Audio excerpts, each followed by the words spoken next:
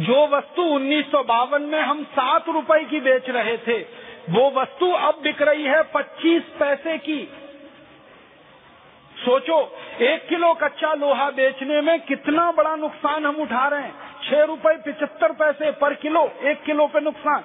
और 2 crore metric ton कच्चा लोहा हम हर साल बेचते हैं। 14-15 हजार करोड़ रुपए का नुकसान सीधे पूरे देश को होता है। और एक उदाहरण से समझाता हूँ। 1952 में अगर हम अमेरिका से स्टील खरीदें या लोहा खरीदें, 1 रुपया डॉलर के हिसाब से होता था। अब वही स्टील और लोहा खरीदना पड़ता है तो 50 रुपया डॉलर के हिसाब से होता है। तो आप कल्पना करो कि जो स्टील हम 52 में खरीदते थे और जो स्टील 2009 में खरीदते हैं, वो कीमत 50 गुनी बढ़ चुकी है।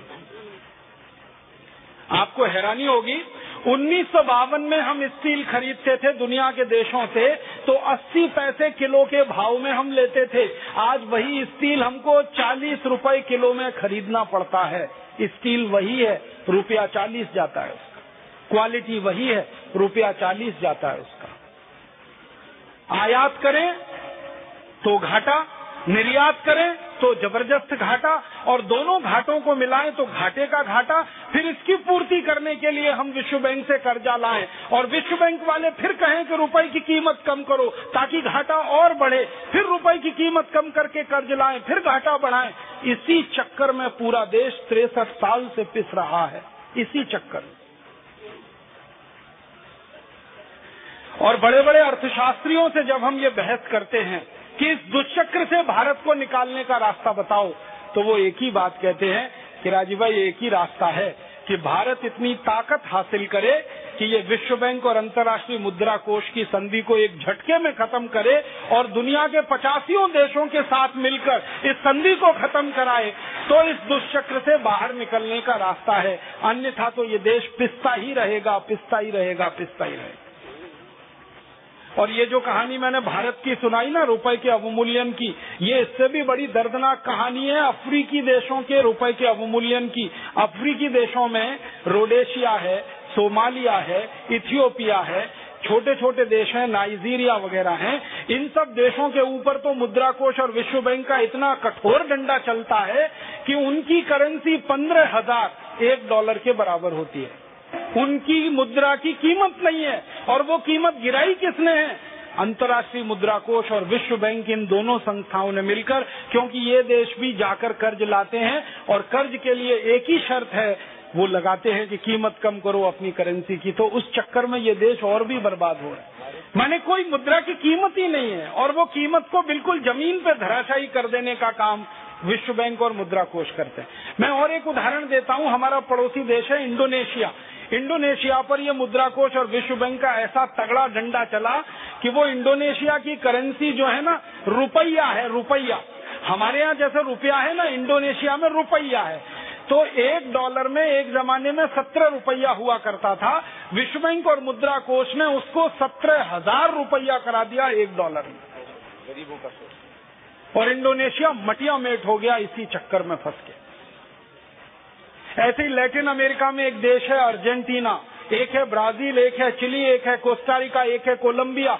ऐसे दुनिया में 100 देश हैं जो अंतर्राष्ट्रीय मुद्रा कोष और विश्व बैंक के चक्कर में फंसकर कर्ज लेने के लिए गए और उनकी शर्तों को मानते हुए अपनी करेंसियों को उन्होंने कम किया और अवमूल्यन में पूरी तरह से डूब गए, कर्जे में फंसे और गहरे कर्जे में फंस गए। ये अंतर्राष्ट्रीय मुद्रा कोष और विश्व बैंक का षड्यंत्र सारी दुनिया में चलता है। और इस पे कब्जा किसका है? अमेरिका का कब्जा है।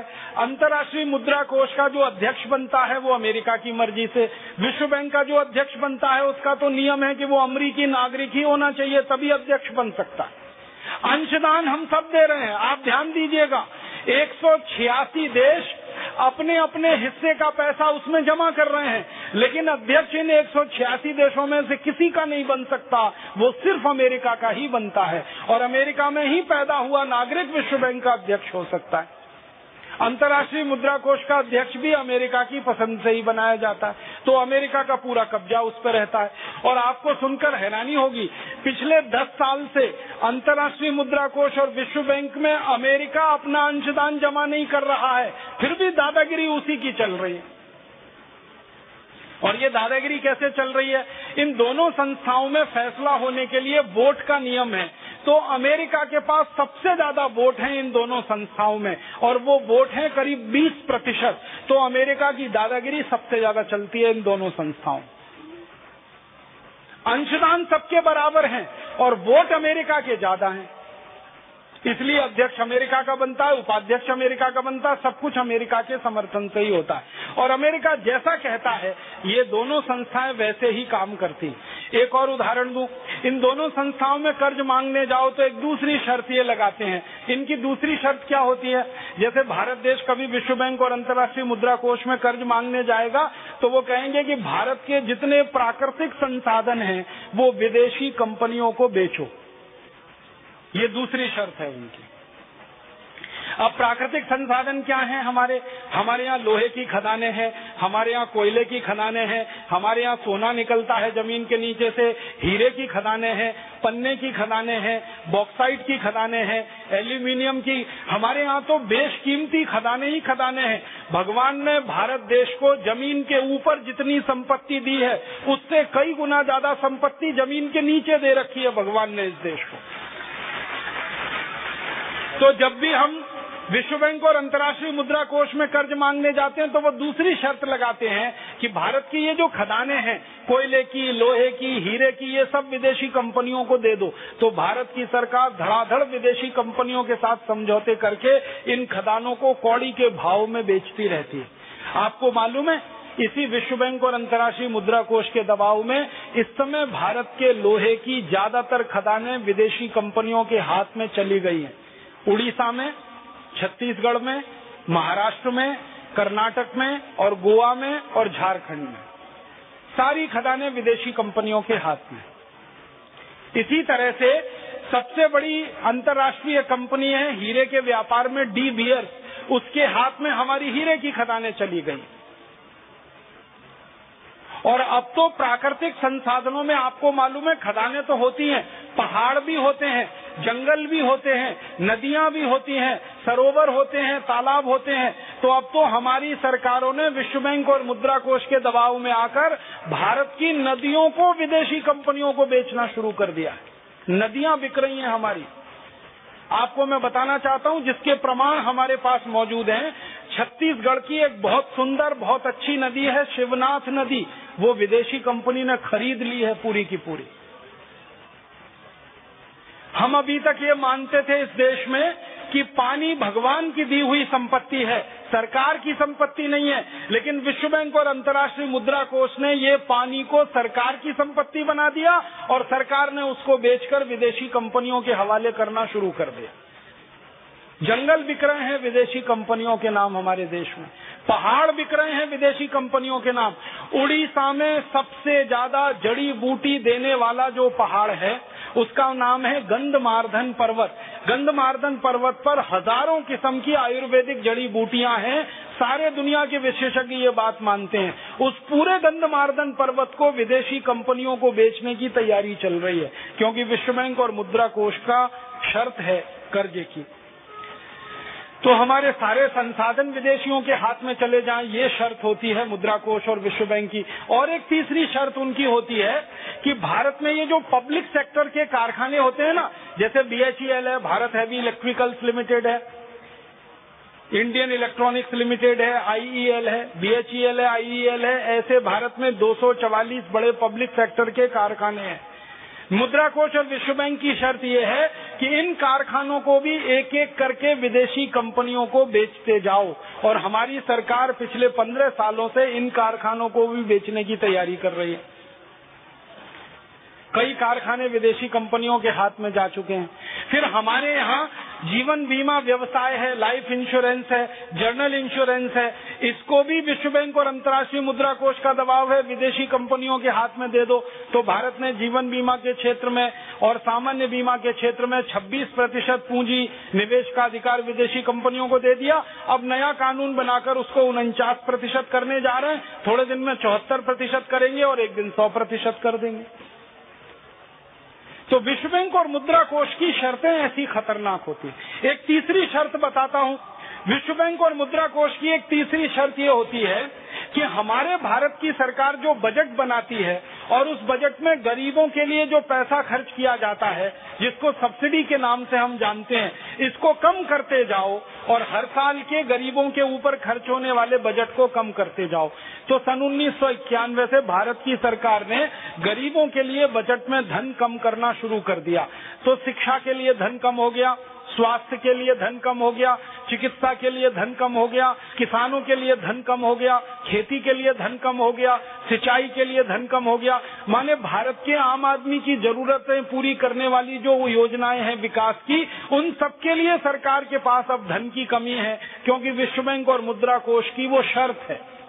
और विश्व बैंक और मुद्रा कोष क्या कहते हैं? वो कहते हैं हर चीज का प्राइवेटाइजेशन करो, शिक्षा का प्राइवेटाइजेशन कर दो, चिकित्सा का प्राइवेटाइजेशन कर दो, न्याय का प्राइवेटाइजेशन कर दो, सड़कों का प्राइवेटाइजेशन कर दो, संसाधनों का प्राइवेटाइजेशन कर दो। और धीरे धीरे सरकार वही कर रही है।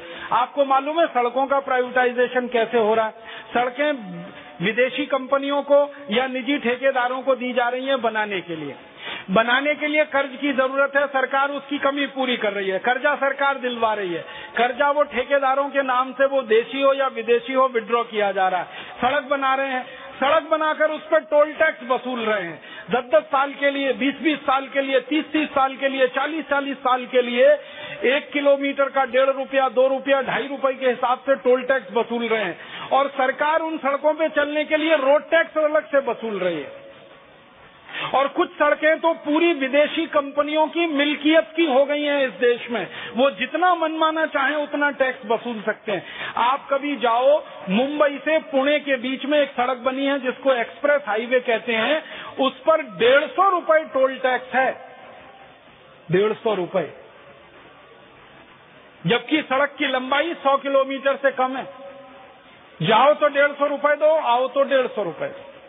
माने सड़कों की मिल्कियत विदेशी कंपनियों के हाथ में चली गई, भवनें विदेशी कंपनियों के हाथ में, जंगल विदेशी कंपनियों के हाथ में, सरोवर, तालाब, नदियां विदेशी कंपनियों के हाथ में, सारे संसाधन विदेशियों के हाथ में चले जाए, ये विश्व बैंक और अंतर्राष्ट्रीय मुद्रा कोष की शर्तें होती हैं।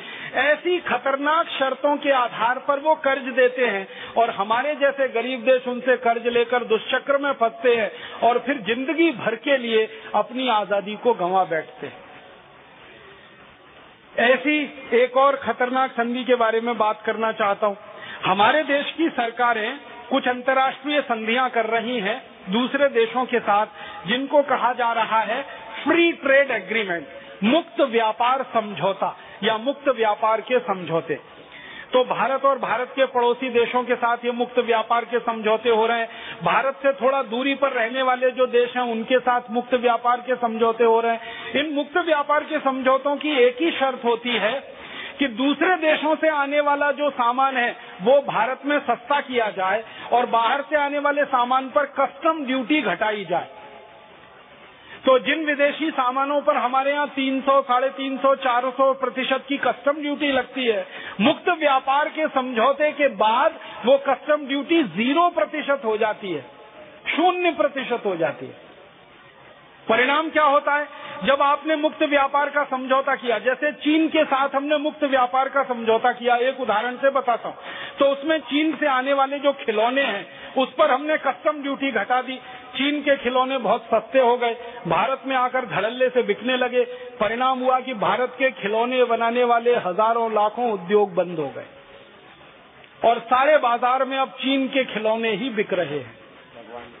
ऐसे ही चीन के यहाँ से हमने एक समझौता कर लिया, उसमें चीन के यहाँ से मूर्तियां आती हैं भगवान की बनी हुई, लक्ष्मी और गणेश जी जो दिवाली पर हम पूजते हैं वो चीन के बने हुए हैं। और उस चीन में न कोई लक्ष्मी को मानता है न कोई गणेश को मानता है, क्योंकि वो नास्तिक देश है। तो वहां से लक्ष्मी, गणेश जी, हनुमान जी आते हैं और पूरी दिवाली पर सबसे ज्यादा वही बिकते हैं। फिर इसी तरह हमारे यहाँ दिवाली पर छोटे बल्बों की हम जो झालर और लड़ी लगाते हैं वो चीन के बल्बों की है। तो मुक्त व्यापार का हमने चीन से समझौता किया।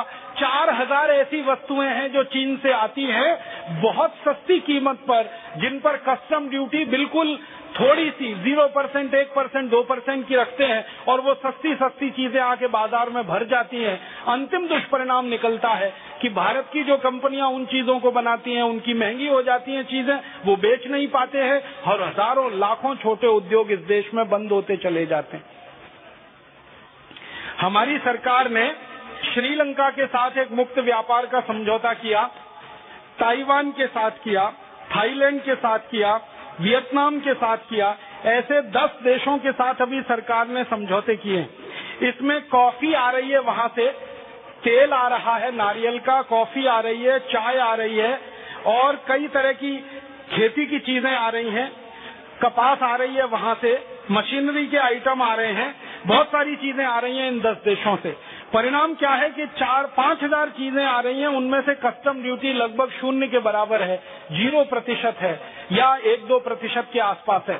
बहुत सस्ती सस्ती चीजें आके ये बाजार में भर रही हैं और भारत में कॉफी पैदा करने वाले रो रहे हैं, नारियल पैदा करने वाले रो रहे हैं, चाय पैदा करने वाले रो रहे हैं, टेक्सटाइल की इंडस्ट्री चलाने वाले रो रहे हैं, कपास पैदा करने वाले रो रहे हैं, सब लोग रो रहे हैं क्योंकि विदेशों से ये सब सस्ती चीजें आ रही। और ये क्यों आ रही हैं?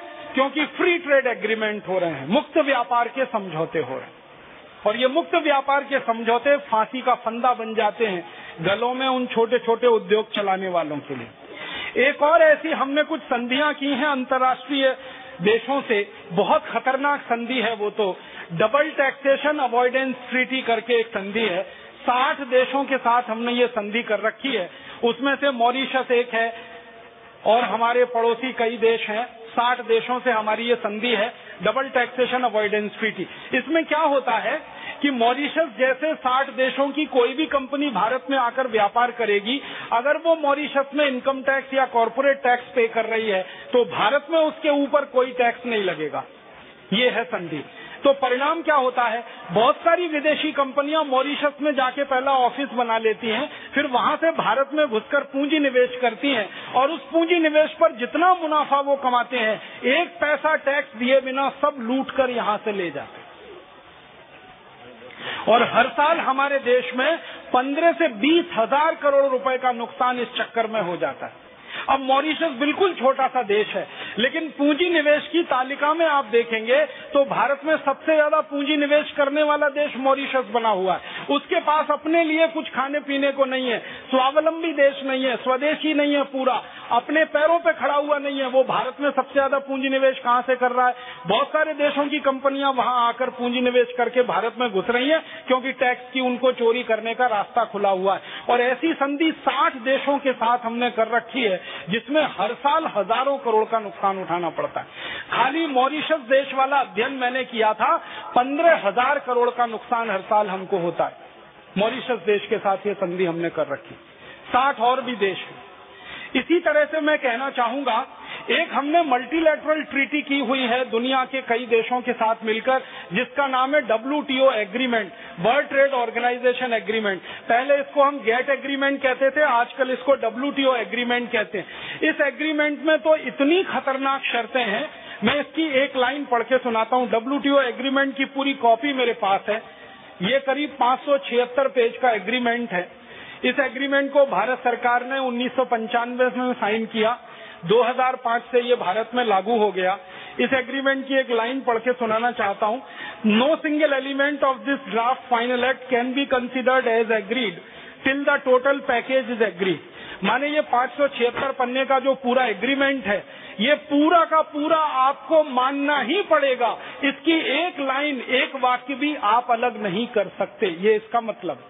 अब इसमें 576 पेजों में अलग अलग समझौते हैं, जैसे एग्रीमेंट फॉर टेक्सटाइल है, एग्रीमेंट फॉर एग्रीकल्चर है, एग्रीमेंट फॉर सर्विसेज है, एग्रीमेंट ऑन पेटेंट्स है जिसको ट्रिप्स कहते हैं। ऐसे इसमें 28 समझौते हैं। उन सभी समझौतों की शर्तें इतनी खराब हैं कि देश का पूरा आर्थिक नाश हो जाए, ऐसा खतरनाक ये एग्रीमेंट साइन हुआ है। मैं 1-2 उदाहरण से आपको समझाता हूँ। 576 पेज का सारा एग्रीमेंट तो पढ़ के नहीं बता पाऊंगा, लेकिन इसके 1-2 आर्टिकल जरूर पढ़ के बताना चाहता हूँ जो बहुत खतरनाक है। हमारे भारत देश में अभी तक की ये व्यवस्था रही है कि दवा के क्षेत्र में, कृषि के क्षेत्र में कोई भी नया जो आविष्कार होता है, तो आविष्कार पर पेटेंट होता है, लेकिन आविष्कार का जो तरीका होता है वो पेटेंट नहीं होता। तरीके को हम कहते हैं प्रोसेस, और जो बन के तैयार होता है उसको कहते हैं प्रोडक्ट। तो भारत में प्रोसेस का पेटेंट तो नहीं होता, प्रोडक्ट का पेटेंट होता है, लेकिन वो आविष्कारी हो तो, माने नया हो तो।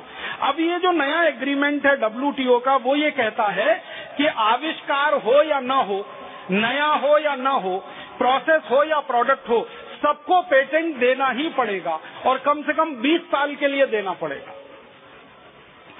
अब इसमें होता क्या है कि विदेशों से कोई नई दवा आई, वो नई दवा को हमने दूसरे तरीके से बना लिया और सस्ती कीमत पर हम भारत में बेच सकते हैं। अब इस एग्रीमेंट के बाद कोई भी विदेशी दवा आती है, उसकी कितनी भी सस्ती कीमत पर हम दूसरी दवा बना के नहीं बेच सकते। 20 साल तक वही कंपनी उस दवा को बेचेगी और लाखों करोड़ों रुपए लूटेगी। ऐसा एग्रीमेंट है। इसी तरह बीज के क्षेत्र में हमारे यहाँ ये होता था कि किसान जो बीज बनाते हैं उस पर किसी कंपनी का अधिकार नहीं हो सकता, लेकिन अब इस समझौते में बहुत साफ लिखा हुआ है कि बीज किसान का हो या कंपनी का, पेटेंट के मालिक का ही अधिकार होगा। ऐसी इसमें एक दो नहीं हजारों शर्तें WTO एग्रीमेंट में, और ये भी हमने साइन कर लिया है। इस तरह से अंतर्राष्ट्रीय संधियों के मकड़जाल में हमारा ये देश फंस गया। अब हमें इसको बाहर निकालना है तो कोई बहुत बड़ा अभियान, कोई बहुत बड़ी ताकत के साथ अभियान चलाना पड़ेगा और इन संधियों के मकड़जाल को काटना पड़ेगा, और भारत जैसे दुनिया के देशों को खड़ा करके इस पूरी दुनिया को इन संधियों के मकड़जाल से मुक्त कराना पड़ेगा। जो वस्तु 1952 में हम 7 रुपए की बेच रहे थे, वो वस्तु अब बिक रही है 25 पैसे की। सोचो, 1 किलो कच्चा लोहा बेचने में कितना बड़ा नुकसान हम उठा रहे हैं। 6 रुपए 75 पैसे पर किलो, 1 किलो पे नुकसान। और 2 करोड़ मीट्रिक टन कच्चा लोहा हम हर साल बेचते हैं। 14-15 हजार करोड़ रुपए का नुकसान सीधे पूरे देश को होता है। और एक उदाहरण से समझाता हूँ। 1952 में अगर हम अमेरिका से स्टील खरीदें या लोहा खरीदें, 1 रुपया डॉलर के हिसाब से होता था। अब वही स्टील और लोहा खरीदना पड़ता है तो 50 रुपया डॉलर के हिसाब से होता है। तो आप कल्पना करो कि जो स्टील हम 52 में खरीदते थे और जो स्टील 2009 में खरीदते हैं, वो कीमत 50 गुनी बढ़ चुकी है। आपको हैरानी होगी, 1952 में हम स्टील खरीदते थे दुनिया के देशों से तो 80 पैसे किलो के भाव में हम लेते थे। आज वही स्टील हमको 40 रुपए किलो में खरीदना पड़ता है। स्टील वही है, रुपया 40 जाता है उसका। क्वालिटी वही है, रुपया 40 जाता है उसका। आयात करें तो घाटा, निर्यात करें तो जबरदस्त घाटा, और दोनों घाटों को मिलाएं तो घाटे का घाटा। फिर इसकी पूर्ति करने के लिए हम विश्व बैंक से कर्जा लाएं और विश्व बैंक वाले फिर कहें कि रुपए की कीमत कम करो ताकि घाटा और बढ़े, फिर रुपए की कीमत कम करके कर्ज लाएं, फिर घाटा बढ़ाएं। इसी चक्कर में पूरा देश 63 साल से पिस रहा है, इसी चक्कर में। और बड़े बड़े अर्थशास्त्रियों से जब हम ये बहस करते हैं कि इस दुष्चक्र से भारत को निकालने का रास्ता बताओ, तो वो एक ही बात कहते हैं कि राजीव भाई, एक ही रास्ता है कि भारत इतनी ताकत हासिल करे कि ये विश्व बैंक और अंतर्राष्ट्रीय मुद्रा कोष की संधि को एक झटके में खत्म करे और दुनिया के 85 देशों के साथ मिलकर इस संधि को खत्म कराए, तो इस दुष्चक्र से बाहर निकलने का रास्ता है। अन्यथा तो ये देश पिसता ही रहेगा, पिसता ही रहेगा, पिसता ही रहेगा।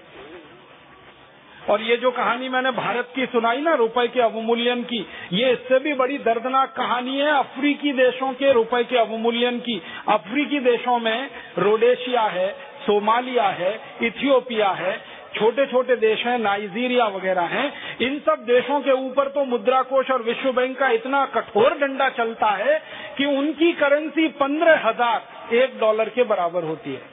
उनकी मुद्रा की कीमत नहीं है, और वो कीमत गिराई किसने है? अंतर्राष्ट्रीय मुद्रा कोष और विश्व बैंक, इन दोनों संस्थाओं ने मिलकर। क्योंकि ये देश भी जाकर कर्ज लाते हैं और कर्ज के लिए एक ही शर्त है, वो लगाते हैं कि कीमत कम करो अपनी करेंसी की। तो उस चक्कर में ये देश और भी बर्बाद हो रहा है। माने कोई मुद्रा की कीमत ही नहीं है और वो कीमत को बिल्कुल जमीन पे धराशायी कर देने का काम विश्व बैंक और मुद्रा कोष करते हैं। मैं और एक उदाहरण देता हूँ, हमारा पड़ोसी देश है इंडोनेशिया। इंडोनेशिया पर ये मुद्रा कोष और विश्व बैंक का ऐसा तगड़ा डंडा चला कि वो इंडोनेशिया की करेंसी जो है ना, रुपया है, रुपया। हमारे यहाँ जैसे रुपया है ना, इंडोनेशिया में रुपया है। तो $1 में एक जमाने में 17 रुपया हुआ करता था। विश्व बैंक और मुद्रा कोष ने उसको 17,000 रुपया करा दिया $1 में, गरीबों का सोच। और इंडोनेशिया मटिया मेट हो गया इसी चक्कर में फंस के। ऐसे ही लैटिन अमेरिका में एक देश है अर्जेंटीना, एक है ब्राजील, एक है चिली, एक है कोस्टारिका, एक है कोलंबिया।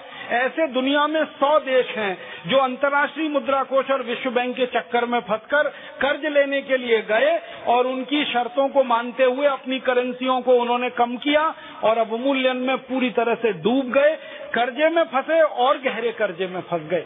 ये अंतर्राष्ट्रीय मुद्रा कोष और विश्व बैंक का षड्यंत्र सारी दुनिया में चलता है। और इस पे कब्जा किसका है? अमेरिका का कब्जा है। अंतर्राष्ट्रीय मुद्रा कोष का जो अध्यक्ष बनता है वो अमेरिका की मर्जी से, विश्व बैंक का जो अध्यक्ष बनता है उसका तो नियम है कि वो अमेरिकी नागरिक ही होना चाहिए, तभी अध्यक्ष बन सकता है। अंशदान हम सब दे रहे हैं, आप ध्यान दीजिएगा।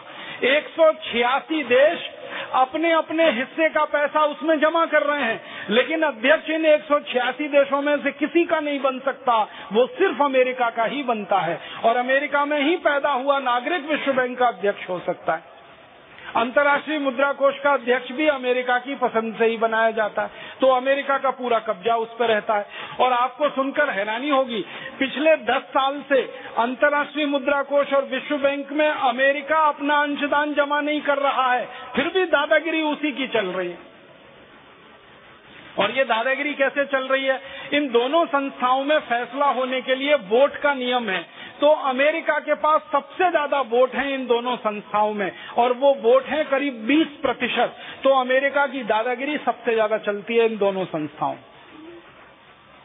अंशदान सबके बराबर हैं और वोट अमेरिका के ज्यादा हैं, इसलिए अध्यक्ष अमेरिका का बनता है, उपाध्यक्ष अमेरिका का बनता है, सब कुछ अमेरिका के समर्थन से ही होता है। और अमेरिका जैसा कहता है ये दोनों संस्थाएं वैसे ही काम करती।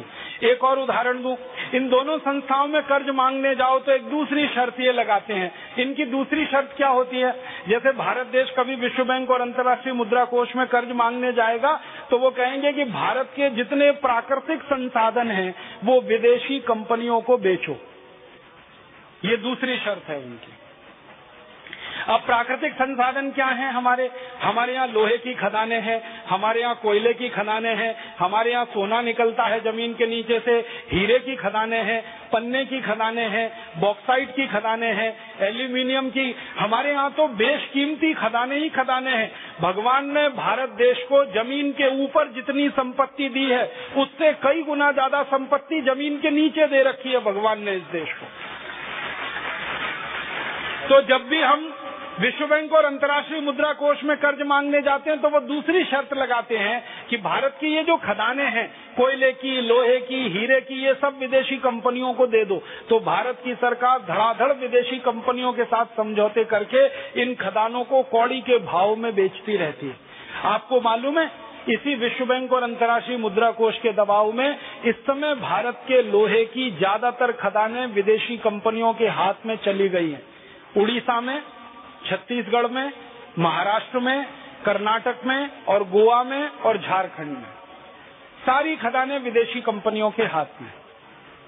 इसी तरह से सबसे बड़ी अंतर्राष्ट्रीय कंपनी है हीरे के व्यापार में डी बियर्स, उसके हाथ में हमारी हीरे की खदानें चली गई।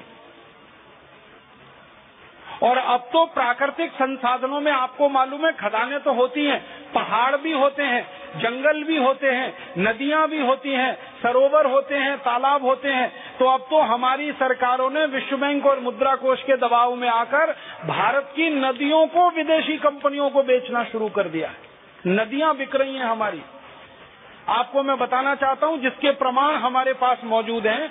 छत्तीसगढ़ की एक बहुत सुंदर, बहुत अच्छी नदी है शिवनाथ नदी, वो विदेशी कंपनी ने खरीद ली है पूरी की पूरी। हम अभी तक ये मानते थे इस देश में कि पानी भगवान की दी हुई संपत्ति है, सरकार की संपत्ति नहीं है, लेकिन विश्व बैंक और अंतर्राष्ट्रीय मुद्रा कोष ने ये पानी को सरकार की संपत्ति बना दिया और सरकार ने उसको बेचकर विदेशी कंपनियों के हवाले करना शुरू कर दिया। जंगल बिक रहे हैं विदेशी कंपनियों के नाम हमारे देश में, पहाड़ बिक रहे हैं विदेशी कंपनियों के नाम। उड़ीसा में सबसे ज्यादा जड़ी बूटी देने वाला जो पहाड़ है उसका नाम है